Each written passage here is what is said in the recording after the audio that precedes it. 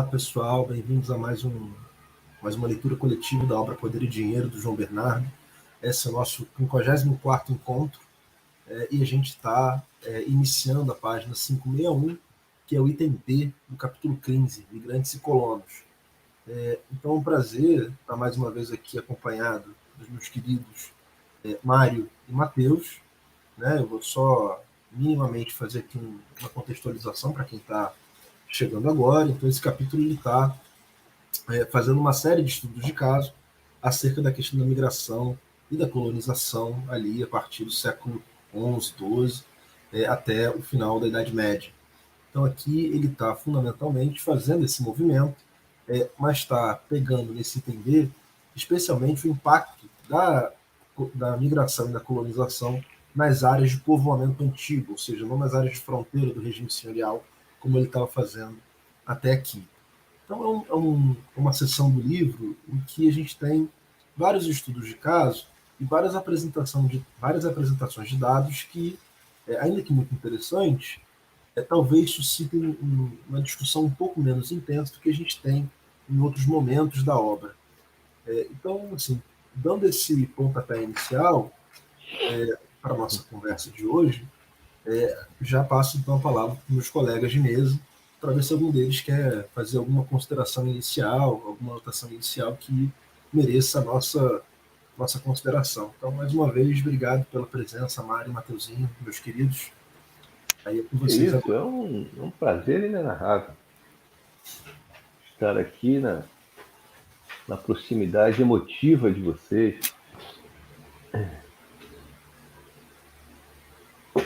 Matheus, vamos lá, Matheus. Você tem a primazia na reunião de hoje. Bom, já que a gente está nesse jogo de empurra, eu posso separar aqui um pedacinho para começar. O ponto que eu achei interessante está na 563 para 564, e que retoma um pouco uma ideia da dualidade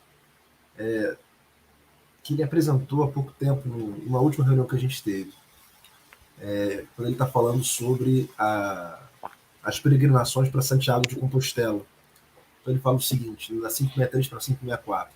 Eram peregrinos ou combatentes, magnates e modestos cavaleiros e gente da plebe que nos séculos XI e XIII e no primeiro quartel do XIII, nos séculos XI e XII, até no primeiro quartel do XIII, afluíam para participar das conquistas no saque? Eram ambas as coisas. Então, aquilo que ele estava falando, no outro capítulo, na outra sessão desse mesmo capítulo, de que o saque é uma esmola em espada, e a esmola é um saque com pedido. Então aqui ele mantém essa ideia dessa dualidade desses movimentos, do que muitas vezes pode ser analisado meramente como um fenômeno de migração religiosa, mas ele aqui adiciona um elemento de complexidade que me parece interessante e que mantém essa coerência nas leituras que ele vem fazendo, no que ele compara com lá a ida para a região do Levante, para a região de Jerusalém, do Reino Latino de Jerusalém. Enfim, foi um ponto que me chamou a atenção aqui, que, enfim, queria comentar com vocês. Basta lembrar, se eu não me engano, foi na Quarta Cruzada, né? Que se promoveu o grande saque de Constantinopla, né? Uma ação que visava a passagem por Constantinopla em direção a Jerusalém, né? E que dessa passagem resultou um saque generalizado da cidade, né? É de fato bastante interessante essa proposição, né? De que ações para as quais em geral se destaca um aspecto seus eram ações com potencialidades diversas, né? E a proximidade com que atividades que parecem em si ordinariamente muito distintas, né? No fundo o que a gente vê é uma proximidade muito grande e uma possibilidade muito corrente de transitar de uma para outra, né? Aparentemente sem muito espanto para os contemporâneos, né? Que é talvez a feição mais conhecida do tema seja em relação aos vikings, né? E a atividade comercial e a atividade de pilhagem, né? Como eram frequentemente muito intimamente realizadas, né? Eram mercadores e guerreiros nesse ponto pareciam não se distinguir muito, né? Mercadores levavam espadas à cinta e pilhadores, né? Quando não havia possibilidade de obter os produtos pela força, o faziam negociando, né? Então, no fundo, são atividades que costumam ser muito íntimas, às vezes duas faces de uma mesma moeda, muitas vezes, né?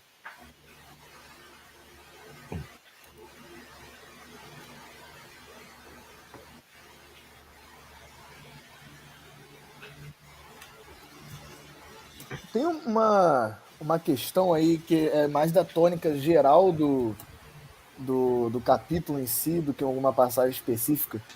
E eu lembrei muito da obra do Wickham, lá do Framing, né? E aí me corrija se eu estiver errado, tem pouca leitura do Wickham, mas de que até ali o que a gente considera final da Alta Idade Média, né, o início da Idade Média Central, teriam persistidos dentro ali da Europa Ocidental bolsões, né, alheios ao regime senhorial e que a partir de um determinado momento teriam sido subsumidos à lógica do regime e etc. E aqui o João, e claro, a obra do Wickham é posterior à obra do João Bernardo, creio eu, né? E aí o João Bernardo aqui ele está tratando agora, não mais, como o Dudu apontou lá no início do capítulo, não mais como uma frente de colonização, né, de migração, na verdade, para fora das fronteiras de onde estava estabelecido o regime senhorial, mas agora uma frente de migração interna, onde né, já persistia o modo de produção feudal, enfim, regime senhorial, como ele gosta de chamar. Mas o João Bernardo não chama atenção, por exemplo, para esses bolsões, né? Eu não vi nenhuma menção dele de uma subsunção desses bolsões que teriam ali uma certa liberdade camponesa, né? Um campesinato independente mais forte, alheio a esse regime senhorial. E aí eu já vi vocês discutindo mais essa questão do Wicca, eu não sei o que vocês acharam, né, em comparação de uma coisa com a outra. Claro, lembrando também que João Bernardo escreve isso antes da publicação do Wicca, né? Está trabalhando também com uma bibliografia um pouco mais desatualizada. Não, assim, o primeiro volume do João Bernardo é de 95. E esse que a gente está vendo agora é de 2002. Não, é de 97, não é isso? Isso. 97. O livro mais importante do Wicca, que é o Framing, que você se referiu, é de 2005. Então, de fato, é uma obra um pouco anterior, mas também não é tão anterior assim. Ainda que o João Bernardo trabalhe mobilizando uma bibliografia muito mais clássica, digamos assim, né? Montaria dos anos 60, dos anos 70, enfim. Agora, eu não sei se eu concordo, Matheusinho, com o que você falou. Eu acho que, sobretudo no volume 1, ele mencionou vários casos em que você tem esses bolsões aparecendo. Eu acho que ele não dá um enquadramento que o Wickham dá, né? Eu acho que no momento ele fala de um momento de autonomia do campesinato, como o Wickham trata, mas ele vai falando, inclusive, que, se eu não estou enganado, que os próprios movimentos de expansão do mundo franco era movimento de subsunção desses camponeses independentes que estavam em zonas da Saxônia. Então, acho que tem matizes diferentes, mas eu acho que, em parte, o João Bernardo segue uma lógica parecida, sobretudo nas regiões mais a leste. O que você acha, Mário? Acho que é por aí também? Como é que você vê isso? A minha dúvida, na verdade, é mais desse recorte do que ele está tratando agora, né? Do século X em diante, né? Mas principalmente ele do XI. E aí, como eu disse, eu não estou muito familiarizado com a obra do Wickham, mas até onde eu sei que seria nesse período ali que desapareceriam esses focos de autonomia camponesa. E aqui o João Bernardo aí trata mais das populações autóctones, né? Do que necessariamente desses focos. É justamente essa a minha dúvida, se nesse período um pouco posterior ao recorte da Alta Idade Média seria também um momento que o Wickham aponta como ainda uma existência de um campesinato autônomo não, mas independente em certas regiões da Europa Ocidental. Seria mais ou menos nesse sentido. Fala, Mário. Não, eu acho que o livro do Wicca não vai além do século VIII, né? Oitavo, nono. Né? E aí eu tenho a impressão que, ainda que o Wicca não deixe isso muito claro, eu tenho a impressão que o Wicca, nesse livro, em comparação com o famoso artigo anterior, né? Eu acho que o Wicca passa a se inscrever no grupo hegemônico daqueles que concebem que o feudalismo se implanta a partir do ano 1000. Né? Ele não se manifesta claramente acerca disso, mas até o período que ele vai, esse processo não estaria ocorrendo, ou seria muito circunscrito. Eu acho para ele que nem está, acho que ele nem pensa isso como um processo que vai desaguar no século XI, porque ele parte da crítica dessa meta, que para ele é uma meta narrativa. Né? Então, eu acho que talvez ele até, ainda que não se manifeste, talvez eu imagine que ele esteja mais próximo da tese da Revolução Feudal, à medida em que ele nega o que teria sido uma metanarrativa de um processo de transição. Né? Então, talvez ele esteja mais próximo, ainda que não diga isso, da perspectiva de uma revolução feudal ocorrida ali por volta do ano 1000, e a partir daí da generalização das relações de dependência. Né? E o João Bernardo trabalha com a ideia de que esse segundo período tem como grande elemento de diferenciação a supressão do campesinato livre. Né? Para ele, o campesinato já está enquadrado nesse contexto. Né? Eu acho que talvez ele difira do Wicca sob a perspectiva de que, para ele, o movimento teve um processo inicial na Alta Idade Média. Né? Eu acho que a grande diferença, o João Bernardo, eu acho que estaria mais próximo daquelas perspectivas que hoje são, né, diminutas, né, com Charles Parham, aquela tese que já foi a predominante com Barbeiro e Viril, de um processo de avanço do regime, do que ele chama de regime senhorial, desde a Alta Idade Média. Né? Então, para ele, o processo já há um processo na Alta Idade Média tendente a essa realização da dependência camponesa. Eu acho que a grande diferença dele é que ele pensa uma crise no final do período, coisa que eu não conheço, né? Não era uma perspectiva corrente dos historiadores que defendiam o feudalismo já implantado desde a Alta Idade Média, que ele tivesse sofrido uma crise no final do período. Para o João Bernardo, há uma crise que representou uma quebra das estruturas de poder e a remontagem delas a partir do ano 1000. Tá? Então, houve uma quebra na dominação aristocrática aí no século. A crise do século X é isso para ele, né? E ela teve que ser reafirmada a partir do século XI. Mas quando ela é reafirmada a partir do século XI, já é afirmada com enquadramento generalizado do campesinato. Né? Então, o campesinato livre não é mais um tema para ele a partir daqui. Né? Tanto que, nesse capítulo, ele usa, inclusive, a perspectiva de que a migração camponesa foi especialmente realizada para aquelas áreas, como ele diz, que já estavam preparadas. Né? E estar preparada, se não estava ainda orientada por um regime senhorial, estavam no caminho dessa implantação. Né? Portanto, ele já defende, inclusive, aqui a proposição de que o campesinato se deslocou para áreas já senhorializadas, especialmente, o que estava em vias de se fazer. Né? Então, já não foi um movimento que contou com algum grau de autonomia do campesinato. Né? É a impressão que eu tenho. Né? Como eu disse, muito menos em função do que eles assumem explicitamente e mais em função do que acho que é possível deduzir da posição desses autores, né?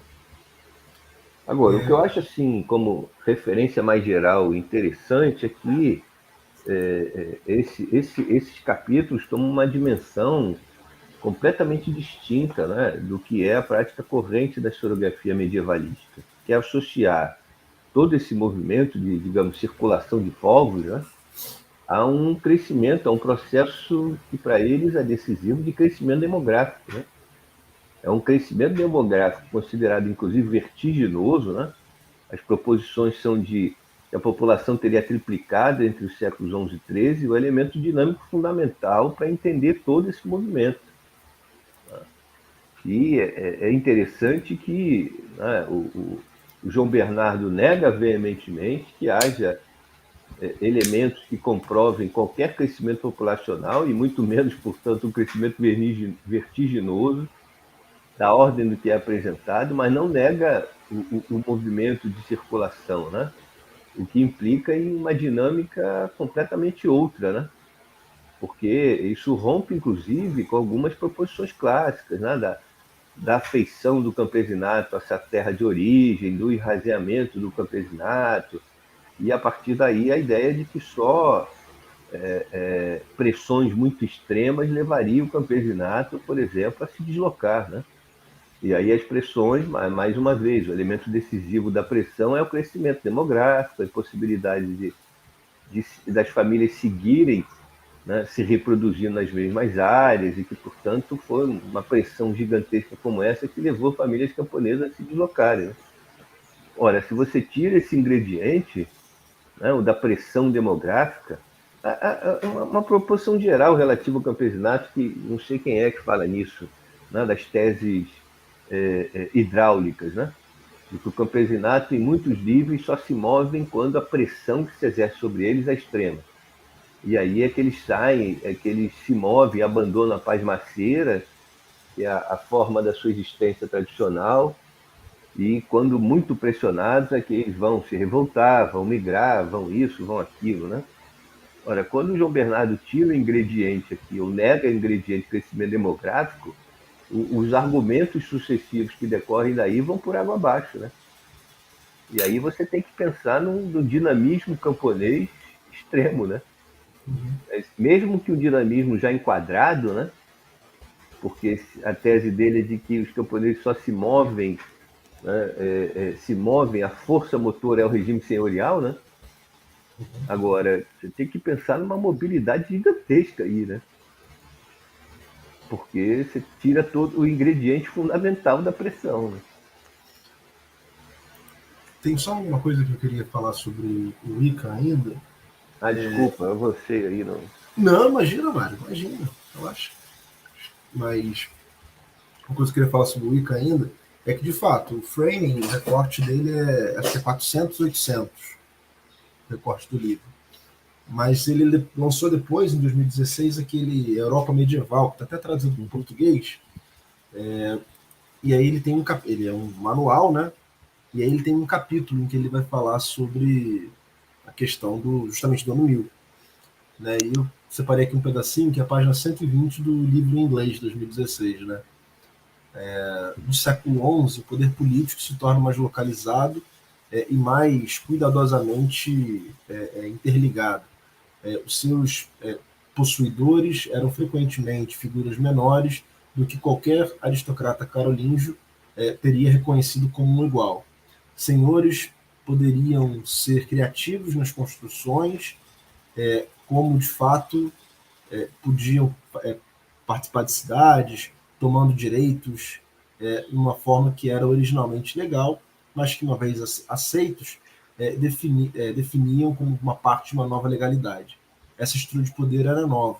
Sua manutenção era cheia de continuidades com o passado, mas desse momento em diante, essa forma de poder prático dependia do conhecimento e de uma preocupação por relações de direitos no nível mais baixo, né, no nível local.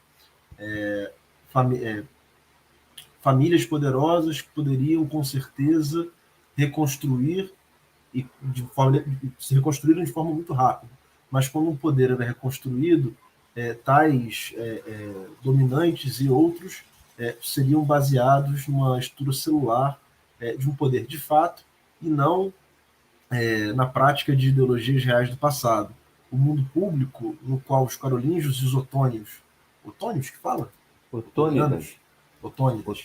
Otônidas herdaram do Império Romano, estava praticamente extinto. Esse é o porquê essa nova forma de desenvolvimento marca um momento de virada na Europa Ocidental, pelo menos. A política do medievo tardia e todos os seus pressupostos. Então é bem a tese da Revolução Feudal, se eu estou lendo certo. Né? Ele tem exatamente essa dinâmica. Eu tenho esse PDF em português, Dudu, você não tem não? Eu tenho em português, mas quando eu li esse livro ainda não tinha. Aí o meu fichamento está um fichamento em inglês. Quando eu passo para os alunos, eu passo o original, mas eu não quero refichar o livro em outro idioma. Uhum. Enfim, é isso. Era a impressão que eu tinha a partir do framing, né? Porque não, mas aí ele deixa claramente aqui, mais claramente aqui. Porque no framing ele diz que seriam necessários anos, séculos, né? Para que um novo aparato de dominação se constituísse. Né?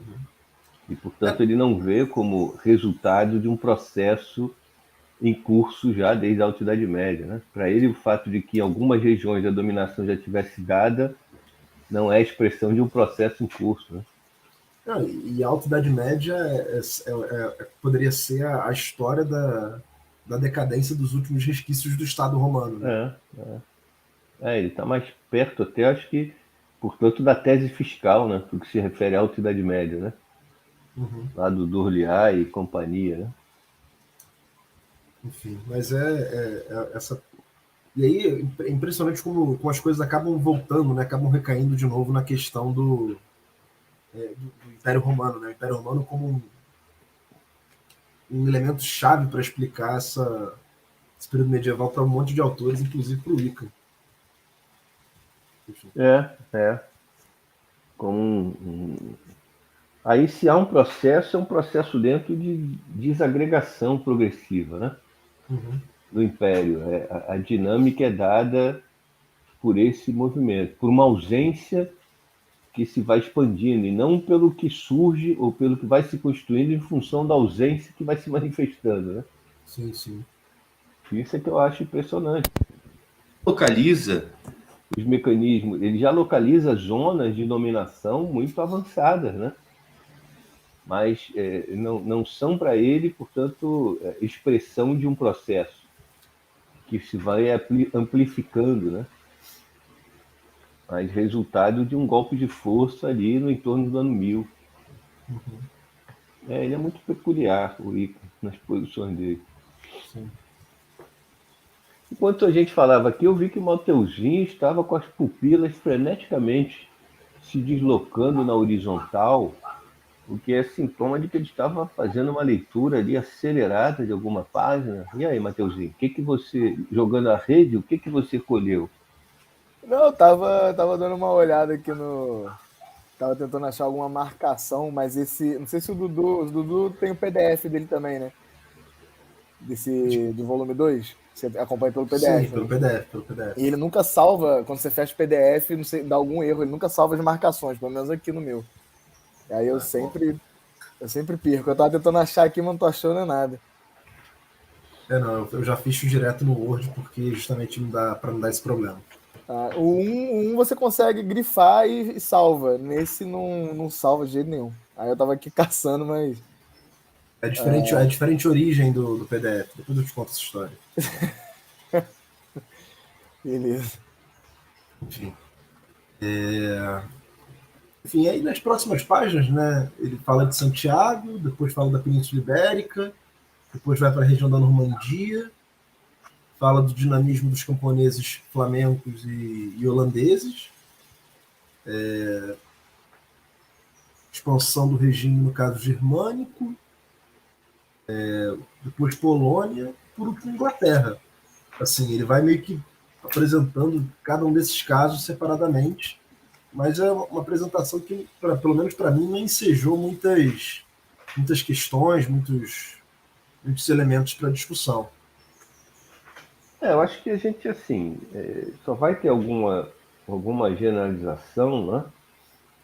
A partir lá no finalzinho, na 575, no parágrafo da 575, que é o parágrafo conclusivo. Exato, Item, exatamente. Né? Exato. Que a gente talvez pudesse ler, então, para fechar, não é? Você faz a leitura, Mário? Hã? Você faz a leitura ou o que eu faço? Posso fazer. Vai lá, queridão, então. Ele diz na 575. Ampliação das fronteiras do regime senhorial foi consolidada mediante a colonização rural, que orientou os fluxos migratórios em duas direções principais: a leste, para os territórios dos eslavos e dos magiares, e a sudoeste, para os reinos cristãos das Espanhas. Né? Portanto, acho que aí a gente reafirma essa proposição anterior, né? Quer dizer, foi a colonização rural e foi o deslocamento dos camponeses, fundamentalmente, o que ampliou as fronteiras do regime, né? E aí aquela perspectiva, né, de que o campesinato é um fator aqui da expansão do regime, não da negação dele, né? E não da oposição a ele. Isso é interessante a gente pensar, né? Eu não tenho clareza de quais teriam sido os fatores determinantes para esse processo, né? Que os campesinatos não tenham se assentado em regiões, né, onde o regime ainda, né, estranho à lógica local pudesse, né,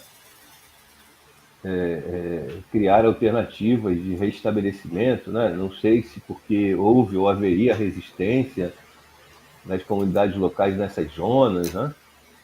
Ou se eram zonas ainda por desbravar e regiões, né, de difícil assentamento, difícil estabelecimento, né?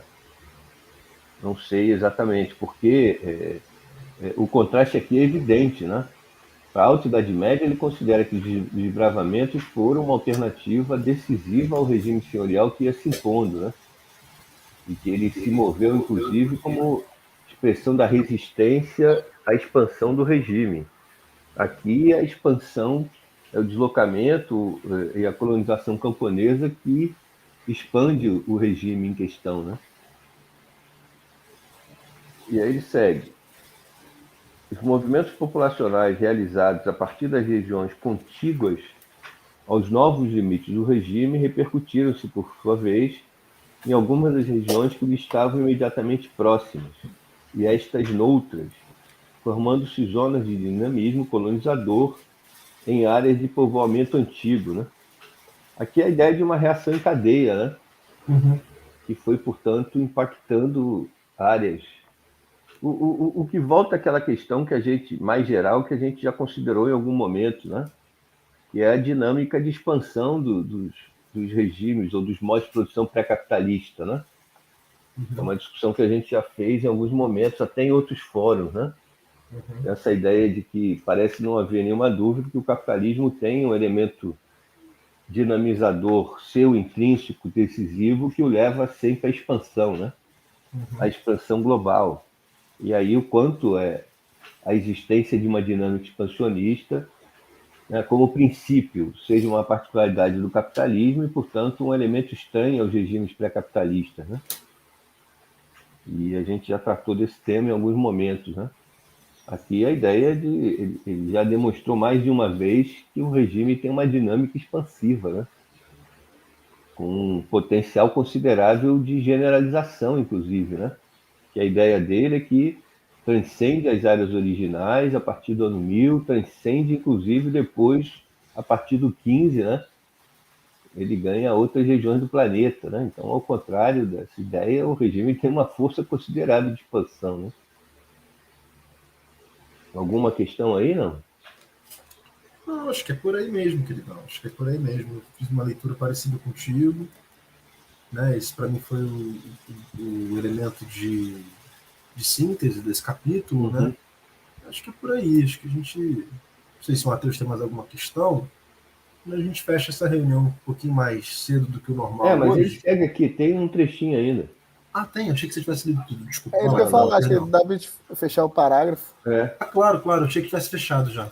Não, este desdobramento das migrações em fases cronologicamente sucessivas obedeceu a certos encadeamentos geográficos que contornaram e delimitaram zonas de imigração escassa e desbravamentos tardios. Ao mesmo tempo, todas as zonas eram percorridas pelas peregrinações e romagens de devoção, que demonstravam um frêmito mais superficial e difuso, mas por isso mesmo não deixaram ninguém indiferente e contribuíam para dar novo vigor aos movimentos colonizadores.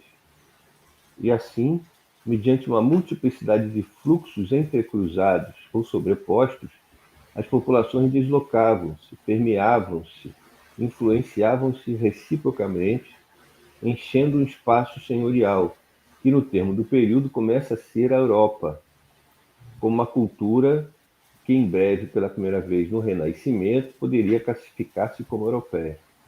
Aqui vai ficar mais uma questão, né, que a gente não vai saber. Realmente. Mas, no mínimo, ele aqui parece opor a perspectiva corrente, né, de que o Renascimento represente uma ruptura, né, com o mundo medieval. Aqui, aparentemente, ele está o ápice. Né, tá estabelecendo essa vinculação essencial entre esses fenômenos. Né? Mas aqui, mais uma vez, a gente teria que perguntar a ele, porque eu nem sei se ele já levou essa reflexão mais longe, né? Porque aquilo que eu já disse para vocês, eu tenho a impressão que ele às vezes teve alguns insights, ele teve que abandonar pelo caminho, pelo tamanho que a obra já estava ficando, né? E que eu nem sei se ele voltou a pensar, é provável que não tenha voltado a pensar sobre esses insights, né? Mas aí é muito interessante, né? Que vão convergindo uma série de questões que são os elementos clássicos da modernidade, né? Então ele já falou do absolutismo, já falou da expansão marítima e agora do Renascimento. Então são os elementos que ele está convergindo para o final do regime.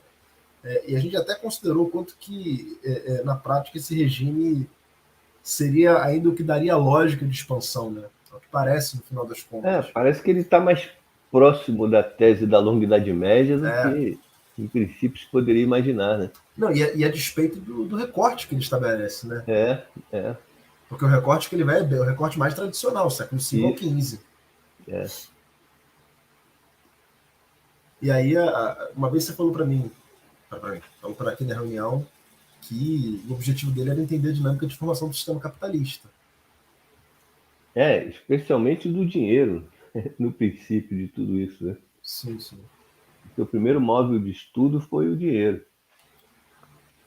Matheus, tem uma multidão aqui comentando que você hoje está muito calado e querem ver sua voz aveludada. Não, esse capítulo do João Bernardo acho que é até um pouco diferente dos outros, né? Ele deixa para fazer uma generalização, uma síntese apenas ao final do capítulo, né? E alguns outros ele vai fazendo, às vezes, até ao longo, né? Ele vai pegando certos movimentos e vai encaixando certas sínteses ao longo do capítulo. Mas é interessante, acho que puxando lá um pouco do que você falou da questão dos movimentos migratórios a partir de uma explicação demográfica. Ele descarta, né? Mesmo sem... Eu não lembro se tem alguma passagem explícita nesse capítulo dele falar que está descartando essa explicação, mas o fato dele ter um silêncio sobre essa tese acho que já diz muito, né? E trazer outras explicações, outros mecanismos para essa migração interna, né? Para esses regimes de, como é que eles chamam? Antigo povoamento, né? E tudo mais. Não passar por essa explicação demográfica acho que já é um indício muito forte que ele não enxerga por aí, que é justamente esse período, né, do 11 ao 13 que é chamado na historiografia do boom demográfico e tudo mais. Né, e ele realmente não enseja esse tipo de argumentação. Desde do livro 1 ele já vem tratando, né, no final do livro 1 ele já vem descartando essa tese como algo que poderia alterar a estrutura da sociedade. Mas me chama a atenção aí nesse capítulo, né, e aí até trazendo um pouco pro meu objeto de estudo, né, ainda que aqui ele não vai falar muito. Ele fala, Quem né? disse que o objeto é teu? Ué, eu comprei, tava na Shopee. Lembrei agora do Zé Pequeno. Lembrei do Zé Pequeno. Quem disse que a boca é tua? Mas ele vai falar, ele até fala, né, aqui ainda Europa cristã, enfim, mas ele não vai tratar necessariamente do reino português, né? Mas ele, em diversos momentos, quando ele vai falar aqui da Inglaterra, ele fala um pouco também dos Países Baixos, algumas regiões eslavas, que é os ataques aos incultos nesse período, né? Aí a partir do 11, que isso teria sido e aí não um movimento localizado, mas um movimento generalizado do regime, esses ataques aos incultos e um duplo ataque, né? Tanto pelo um duplo ataque, um ataque de um lado, né, da classe senhorial enfim, de arrotear aquelas terras, fazer equipes de arroteamento, e uma inserção do campesinato nessas áreas de bosques e florestas. E aí, como você apontou, não como aconteceu primeiro na Alta Idade Média, né, como uma forma de resistência e escape do regime senhorial, mas uma forma de ampliar a superfície cultivável, né? E aí acho que é nesse ponto que ele fala da extensão do regime a partir do campesinato, que esse campesinato começa a devastar áreas de bosques e áreas incultas com o intuito de ampliar e talvez até desafogar um pouco o peso da exploração senhorial, ir para as áreas de povoamento antigo, onde talvez a exploração ela fosse menos sentida, tivesse mais opções de aliviar essa pressão senhorial, enfim.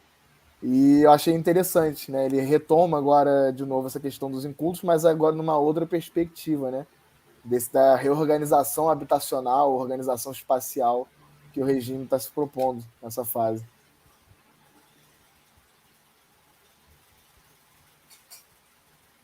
Beleza. Acorda, Dudu. Em gênero, número e grau. Ainda que não se concorde em grau em português. Não, o certo é em gênero, número e caso. E caso. Isso vem do latim. Claro. Você pode ter uma casinha bonitona. Isso. Você pode ter o Dudu gostosão. Duduzinho gostosão. Mateusão gostosinho. Exatamente. Gente, então, com isso a gente encerra, né, esse item B do capítulo 15 e na prática encerramos o próprio capítulo 15. Né, e na próxima semana eu acho que a gente pode deixar desde já suspensa a reunião, né, que vai ser o nosso evento. Faltam 2 capítulos para concluir esse volume. Vai fechar. Só 2, mas são 2 monstros. São longos, né? 2 capítulos monstruosos. É verdade, 2 capítulos. Nossa, é gigante mesmo. Rumo ao livro 3.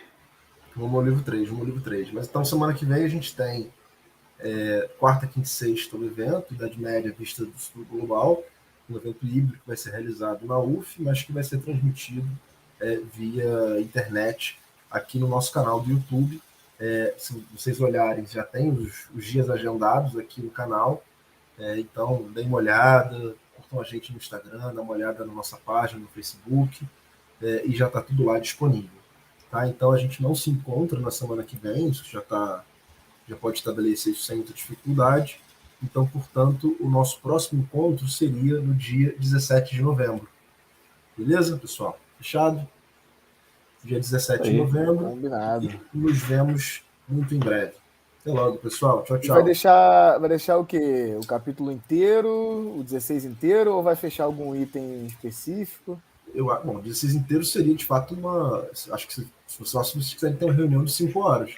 Mas, de repente, a gente pode pegar o item A do capítulo 16, que já é longo. O item A vai ter... Vai ter aqui as 89. 89? Vai dar 577 a 589. 12 páginas. 12 páginas, tá bom. De repente pega o item B, vai até onde, Mário? Você consegue localizar item B? Acho que é 592. Segundos.